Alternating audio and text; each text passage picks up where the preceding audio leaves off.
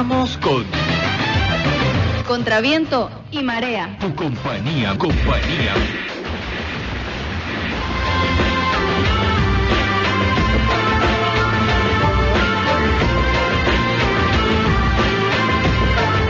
Continuamos aquí en Radio Oriental 96.1, tu programa Contraviento y Marea, esta revista informativa y de opinión que se emite todos los días de lunes a viernes de 7 a 9 de la mañana.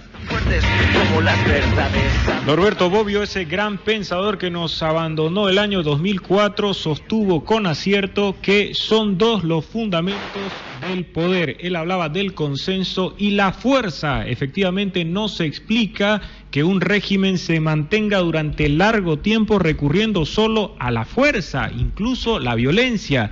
Es posible que la ejerza al momento de conquistar el poder y en situaciones críticas, extraordinarias, en diferentes circunstancias que ponen en riesgo la estabilidad de su mandato. Sin embargo, será imposible que un régimen esté largamente en ejercicio de tales prerrogativas si no cuenta con el asentimiento de los conciudadanos, al menos de una mayoría.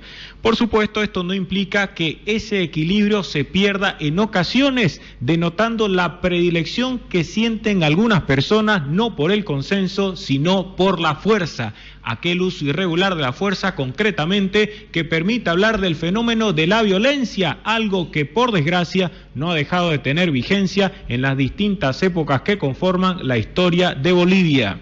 Para conversar acerca de la violencia en la política boliviana, nos acompaña, como pasó la semana pasada, Einar Rosso, quien no solo se dedica a la filosofía, sino que también es un hombre que escribe y cuyas reflexiones pueden ser conocidas en diarios de circulación nacional. Muy buenos días, Einar, y gracias por estar una vez más en Contraviento y Marea. Muy buenos días, Enrique, muchas gracias. Otra vuelta por la invitación, aquí, tratando un tema ya de bastante interés, que es la violencia en la política boliviana. En este país, tal como lo han subrayado Bautista Saavedra, Alcides Arguedas, entre otros intelectuales, la conquista, mantenimiento y hasta la transformación del poder se ha logrado gracias a la violencia. De hecho, nosotros, si analizamos lo que sucedió desde el nacimiento de la República de Bolivia, encontraríamos varios ejemplos que sirven para demostrar la validez de esta conclusión, quizá hasta el surgimiento de la experiencia de los conservadores. Ahí recién ya podemos notar una mayor civilidad en cuanto a las relaciones ligadas al tema del poder. Sí. Yo quiero aclarar aquí una parte. Yo creo que la política, la violencia de la política se plantea, o en todo caso se desarrolla en todos los aspectos del continente. No es una exclusividad netamente boliviana. Aquí la especificación es por una cuestión pragmática, en este sentido de especificar que la violencia política surge en Bolivia, o hay en Bolivia. Ahora, en el aspecto concreto en Bolivia, podemos decir que la violencia se ha ido cada vez graduando a nuevos espacios. En el espacio, por ejemplo, de Alcides Arguedas, Bautista Saavedra, Franz Tamayo, etcétera, había una cuestión que podemos decir parcial que se daba la violencia en los medios de comunicación. No olvidemos Franz Tamayo contra Alcides Arguedas contra Franz Tamayo. Ahora ya se ha sumado un nuevo medio de información que sería el Internet, que en ese entonces no había, y que ahora sí hay una violencia mediática mucho más fuerte, mucho más controlada que en esas épocas. Ahora, la violencia en Bolivia, habría que preguntar quién es el que violenta y cómo violenta todas estas acciones y a quiénes violenta. Si preguntamos quién es el que violenta, directamente diríamos que el Estado. Y en contraposición también la sociedad contra el Estado. No olvidemos los diferentes golpes de Estado antes del periodo de Evo Morales en estos 10 años. Que era la sociedad contra el Estado y el Estado contra la sociedad, que se violentaban entre ellos. Ahora, ¿cómo se violenta? De diferentes formas. Se violenta en un uso militar, se violenta a través de usos de medios de comunicación masiva, ya sea radio, prensa o televisión, ahora Internet, y estos nuevas formas de violentar hace que también el individuo tome una nueva forma de enfrentarse a la violencia, diríamos de esta forma. ¿Cómo se enfrenta? Yo creo también utilizando estos medios. Pero ¿cuál es el único medio que tiene a disposición el ciudadano? Los medios masivos de comunicación, en específico el Internet. Y en este último de referéndum podemos ver específicamente que varios ciudadanos han tomado esta alternativa, en contraposición al Estado, que tiene todo el abarataje estatal, político, militar y de medios para hacer violencia. Volvemos luego a esta reflexión contemporánea acerca de la política en Bolivia, porque me gustaría resaltar algunos cambios que ha experimentado. Es cierto, y lo han destacado varios pensadores de la política, pienso hasta en Mario Bunge, que los conflictos forman parte de la realidad política, eso es inevitable.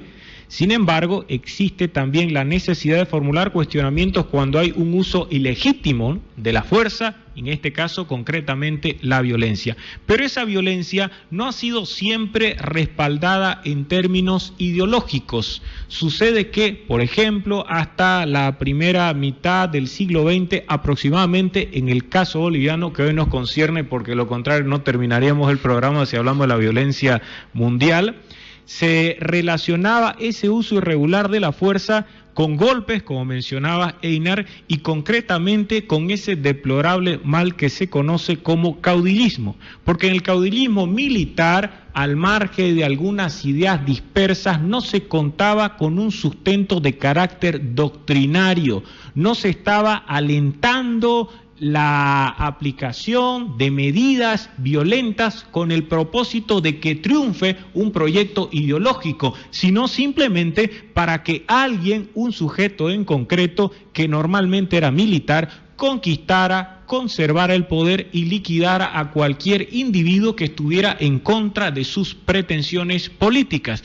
Esa vigencia de la violencia relacionada con el caudillismo luego experimentará una transformación y ya contará con un respaldo de naturaleza ideológica, incluso con una serie de argumentos relacionados con partidos. Y esto también lo resalto porque con el movimiento nacionalista revolucionario esa violencia ya no es solo relacionada con determinadas personas, sino con un proyecto político partidario en donde hay, qué duda cabe, grandes manifestaciones de violencia. El MNR es el partido que en Bolivia instaura campos de concentración y hay allí violencia, solo que si hacemos un repaso de lo que había sucedido hasta entonces en la historia de Bolivia, teníamos, por supuesto, violencias relacionadas con caudillos, violencias entre partidos, porque las elecciones se ganaban también gracias al intercambio del plomo, pero en este caso concreto ya es una violencia de naturaleza más ideológica y que procuraba consolidar un partido, una referencia que desde luego sirve para entender algunos fenómenos del presente. Sí, aquí hay que aclarar una cosita. ¿Cuándo utiliza el caudillo la violencia? El caudillo utiliza la violencia cuando cae su discurso, cuando ya no es el caudillo entusiasta, cuando la sociedad ya no cree en el caudillo. Caso específico se ve ahora, que se hace una violencia mediática, como en el caso, por ejemplo, de el libro que sacó Diego Ayo sobre el Fondo Indígena, y tiempo después se le reprime y se le dice que tiene que quitar de todas las librerías este libro, incluso de las redes sociales. Una violencia claramente mediática, en donde el caudillo plenamente pierde el discurso, pierde la credibilidad de la sociedad. Entonces, en este caso, el caudillo, podemos decir, como tú lo remarcabas, empieza a utilizar la violencia de todos los aspectos mediáticos cuando su discurso ya no funciona, cuando el discurso realmente cae, cuando se empiezan a observar que cada vez hay verdades a medias o ni siquiera verdades, pura falsedad. Caso concreto podemos ver igual, como decía, Diego Ayo, Amalia Pando, etcétera, etcétera, etcétera. Incluso podemos ver a los discapacitados que están más de 70 días y se usa violencia contra ellos porque ya no hay una actitud de diálogo. Ya no hay una actitud de que el caudillo empieza a otra vuelta a enamorar a las masas, ya sea por un discurso total y completamente falaz y fuera de serie. Y todo lo que cataloga es directamente lo que decía Maquiavelo: separar y gobernar. Y es la única forma que ahora en Bolivia se está viviendo. Separas a diferentes grupos de una misma instancia para poder gobernar. Y eso es cuando el caudillo, recalco, pierde completamente la forma de elaborar un discurso coherente que enamore a las masas. Los militares en este país han jugado un papel fundamental, han existido muchos gobiernos de esa índole y se han caracterizado en algunos casos por el abuso de la fuerza. No había otro mecanismo sino utilizar la tortura, la violencia, o es que el militar no concibe otra forma que no sea el ejercicio de esta violencia como mecanismo de imponer sus ideas. La pregunta es interesante desde varios aspectos. Primero, porque es una pregunta tramposa, porque yo creo que si un militar quiere realmente entrar al gobierno, puede tener otros medios más en este tiempo. No olvidemos, por ejemplo, la interesante historia de Pantaleón Pantoja y las visitadoras de Vargas Llosa, que no utiliza la fuerza, sino utiliza la astucia, o como dirían los maestros de Frankfurt, utiliza la razón instrumental, en donde empieza a elaborar un sistema muy complejo para las visitadoras y los militares que vayan a visitarlas, obviamente para complacer sus deseos más carnales, pero lo hace no a través de la violencia, lo hace a través de medios totalmente racionales, incluso haciendo programas por horario. Ahora, si un militar quiere entrar en un aspecto, por ejemplo, de gobierno, no tenemos que pensar un militar como Banzer o Pinochet, que toman la fuerza a través de una dictadura, o caso más específico y más radical, el de Chávez, por ejemplo, en Venezuela. Yo creo que ahora el militar boliviano en específico, si quiere tomar el poder, es muy difícil que la misma sociedad se lo permita, si quiere tomarlo a través de la fuerza y a través de las armas. Pero yo creo que puede hacerlo, pero no se lo dejaría por parte de la sociedad, porque ya se ha experimentado eso hace varias décadas atrás. Yo creo que el militar ahora, si es que va y quiere tomar el poder, va a tratar de hacerlo por otras áreas. Va a tratar de hacerlos por aspectos democráticos que al final se pueden volver por una democracia de la dictadura, a través del voto del ciudadano, convenciéndolo, como muchas veces se ha visto en Venezuela. El caso de Chávez, te digo, que se hacía a través del voto, se lo elegía a través de un sistema democrático, entre comillas, y que poco a poco se iba afianzando cada vez en el gobierno. El golpe de Luis García Meza el 17 de julio de 1980 trajo consigo también violencia, la muerte, o se inició con la muerte del jesuita Luis Espinal, y vemos que en Bolivia se caracterizó la muerte, como elemento fundamental en situaciones donde se quiere llegar al poder. Sí, claramente pasa de que se responde también a un tipo de pensamiento social. Si Luis García Meza entró por una instancia de golpe de Estado, era porque la sociedad tampoco ya tenía a dónde refugiarse, ¿no? ¿Por qué se dan los golpes de Estado? Porque hay una inestabilidad macro, ya sea económica, social, incluso cultural o moral, podríamos decir. Entonces, yo creo que se da ese golpe de Estado en el lazo de una inestabilidad totalmente, y lo que la sociedad quiere, y eso muy muy fuerte en Latinoamérica se da, es una cuestión de estabilidad. Es el hecho de lo que decíamos, un caudillo que te dé la hiel y la miel, caso como se dio en Alemania con Hitler, ¿no? Él no dio un golpe de Estado, pero sí hizo una cuestión democrática para luego volverse un dictador. Claro, y totalmente, ¿no?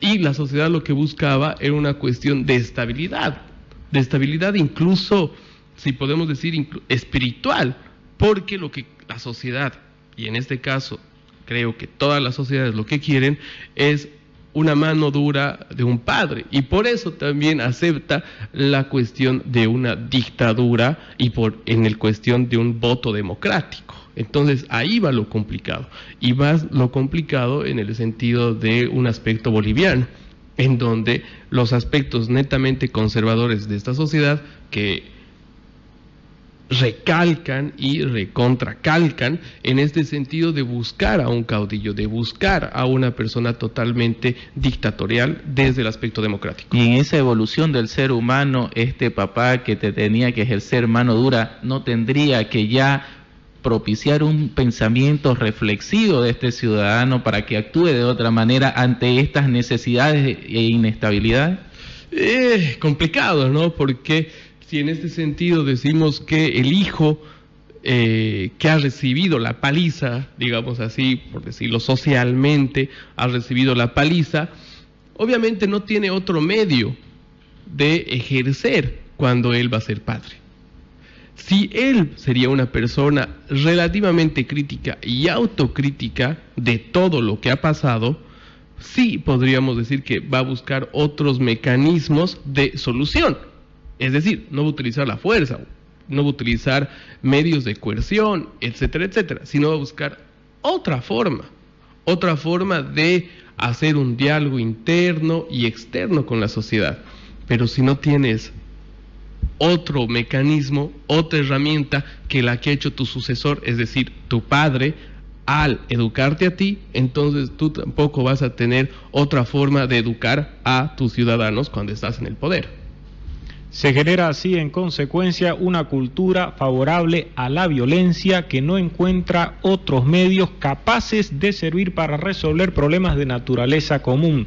Roberto Prudencio Romesín, fundador de la Facultad de Filosofía y Letras, donde se ha formado Einar Rosso, dijo en una ocasión que la violencia es el último recurso de los gobiernos débiles, resaltando una idea que ya fue expuesta por Einar cuando se hablaba de cómo el caudillo recurría a esos medios cuando su poder resultaba menguado, socavado por diferentes reclamaciones, protestas, inquietudes e insatisfacciones que pueden crecer, lo cual implicaría para varios ciudadanos la necesidad de batallar para cambiar esa realidad que se considera injusta.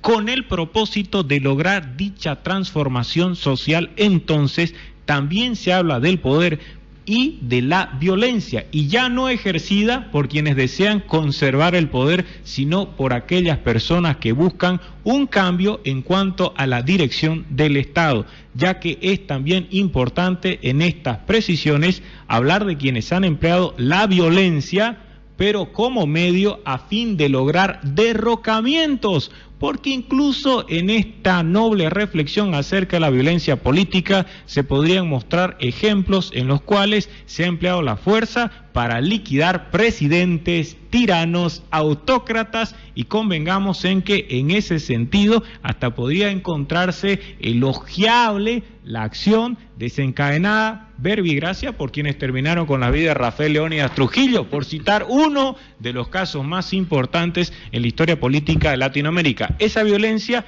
igualmente, por lo tanto, puede ser ejercida por quienes desean terminar con un régimen oprobioso y no tendrían ninguna vacilación al momento de hacerlo. Difícil. Yo creo que ningún justificativo acerca de la violencia puede ser validada ni legitimada. Si lo han elegido a Trujillo en este caso, y ha sido él, ha sido un dictador, nada democrático, etcétera, etcétera, es porque también esa sociedad ha respondido a las políticas que él planteaba cuando era candidato. Hay un libro muy interesante que se escribió acá y es poco leído, de la editorial Plural de Bruno Bucara, que se llama Los traumas en la sociedad boliviana, en donde plantea, por ejemplo, en el caso específico de derrocar gobiernos a partir de la violencia, este aspecto cuando se estaba vendiendo gas a Chile en el gobierno de Gonzalo Sánchez de Lozada. Y él dice que no ha sido el hecho de que Gonzalo Sánchez de Lozada en su gobierno venda gas a Estados Unidos, un enemigo ya común en este país, sino es el hecho de que se lo venda por Chile, que es el enemigo constituido desde las raíces, desde que uno está en el colegio, en esta sociedad, de que él es claramente el enemigo y no se puede vender al enemigo, o no se puede ir a ofrecer al enemigo una cosa que siempre nos ha quitado.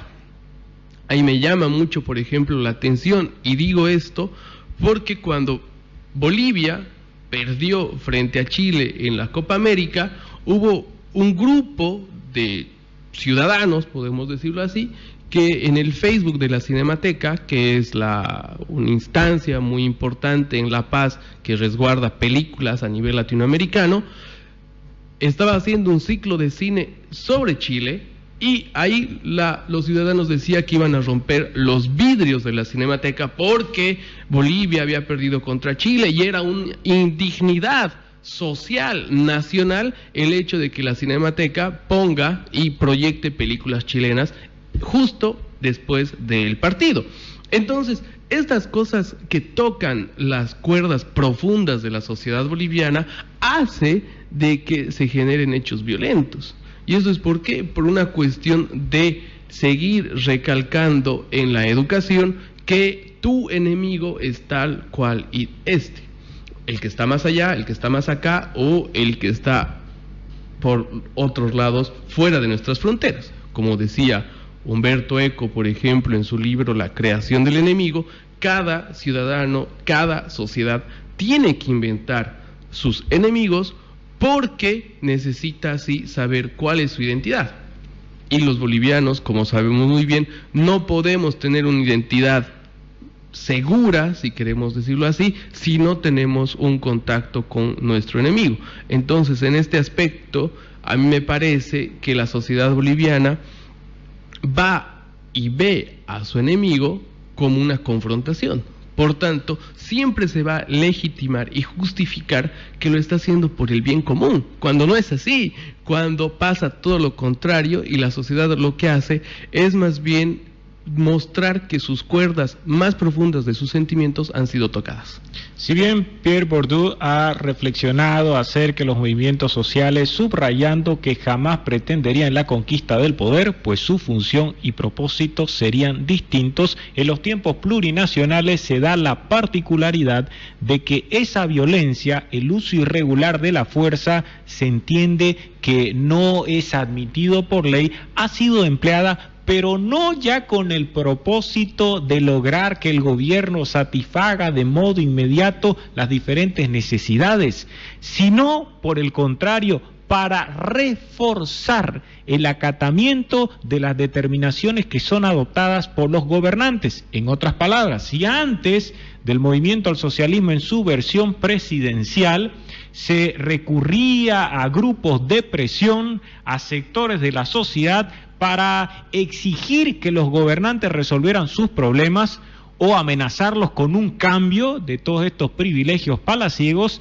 en los tiempos plurinacionales, resalto, lo que se da es que estos grupos de presión o movimientos sociales más bien lo que buscan es fortalecer al gobierno. No son contestatarios, sino que sirven con el objetivo de que el resto de las personas, los disidentes, quienes no están de acuerdo con las políticas lanzadas por el actual gobierno, se sometan al cumplimiento de todas esas órdenes y a la observancia de prohibiciones. Una particularidad: normalmente el grupo de presión mira al gobierno, en resumen, como el enemigo al cual se le debe sacar alguna medida que resulta favorable. En este caso no, lo que se pretende es llevar adelante acciones que favorezcan la vigencia de ese poder. Sí, totalmente. Yo creo que hay una construcción también del sentido de una dictadura de con los colectivos sociales o de los sindicatos o de tal confederación, como en el caso de todos los sectores que están de Cochabamba sobre la coca, donde te determinan que tal referéndum no es constitucional por tales razones, y lo que hay que hacer es que hay que volver a hacer un nuevo referéndum. ¿Por qué? Porque los sindicatos de tal sector dicen que es así. ¿Y qué es lo que hace el gobierno? Como el gobierno muy falazmente y muy demagógicamente dice: nosotros gobernamos con lo que nos dice el pueblo, Entonces, si el pueblo te dice que ese referéndum no es constitucional, entonces tienes que obedecer al pueblo. Entonces hay una cuestión de complicidad en este sentido entre el sindicalista, el de la Confederación X, Y o Z, en complicidad con lo que quiere hacer el gobierno.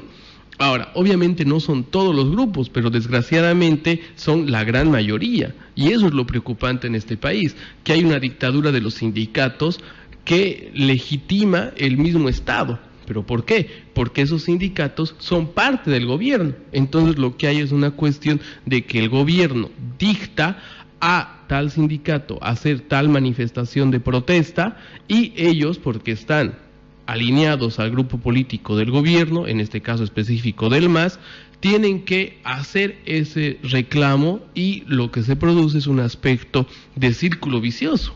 Porque te dicen, nosotros obedecemos al pueblo, pero es a ese pueblo que está dictaminando cosas que ya se han dicho desde arriba. Entonces ahí es realmente preocupante lo que se vive en la sociedad boliviana. Y así se ha recurrido a la violencia a lo largo de la historia de este país. No hay excepciones por más que se cambie la denominación del Estado, que pase de República a Estado Plurinacional de Bolivia. Lo que se alberga es la esperanza, tal vez ilusión, de que se consumen cambios en cuanto a la mentalidad colectiva, ya que si se tienen otros valores, principios y postulados que guíen nuestra vida y existencia como ciudadanos, tal vez esta situación puede empezar a cambiar a largo plazo, pero el proceso ya se habría iniciado. Muchas gracias por haber estado en Contraviento y Marea una vez más, Einar Rosso, quien no solo es ensayista, sino también un hombre ligado al mundo de la filosofía y que desde La Paz ha estado acá en Contraviento y Marea, aprovechando las vacaciones que tiene en Santa Cruz. Gracias por estar en el programa. Sí, Enrique, más bien gracias a ti por la invitación y gracias a todos ustedes por escuchar Contraviento y Marea.